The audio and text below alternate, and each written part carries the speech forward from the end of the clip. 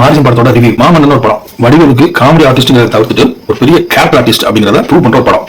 மிகப்பெரிய ஒரு படம் இது. அதுக்கப்புறம் வடிவேலுக்கு கிடைச்ச ஒரு அருமையான படம் தான் இந்த மாரிசன். ஒரு அல்சைமர் நோயாளியா இருக்கிறவர் தான் வடிவேலு. அல்சைமர் நோய்க்கு தெரியும்னா எல்லா விஷயமே உடனே மறந்துடுவாங்க. ஒரு 5 நிமிஷத்துலயே நான் சொன்னதே மறந்துடுவாங்க. அப்படிப்பட்ட ஒரு கேரக்டர் தான் வந்து வடிவேலு பண்ணிருப்பாரு. படத்தோட ஆக்டிங் பத்தி சொல்லணும்னா வடிவேலு வந்து ஒரு சிறப்பான ஒரு ஆக்டிங் அந்த படத்தை கொடுத்திருப்பாரு.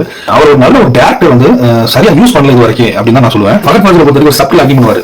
அதாவது ஒரு எக்ஸ்பிரஷன் எமோஷன் எல்லாமே மக்களுக்கு அவர் ஆக்ட் பண்ணா பிடிச்சிடும். அந்த மாதிரி எல்லா படத்துலயுமே வந்து அவர் ஆக்ட் பண்ற அந்த கேரக்டருக்கான அவர் ஆக்ட் பண்ற விஷயம் எல்லாமே பிடிச்சி போயிடும்.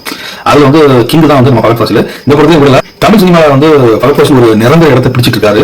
ஃபகத் ஃபாசில் அந்த வடிவேலோட கெமிஸ்ட்ரி அது எப்படின்னு எனக்கு சொல்றது இல்ல. ஒரு ஃப்ரெண்டு மாதிரியா இல்ல வந்து அப்பா மகன் மாதிரியா ஒரு அந்த கெமிஸ்ட்ரி வந்து அப்படி கச்சிதமா கொண்டு இருந்துச்சு.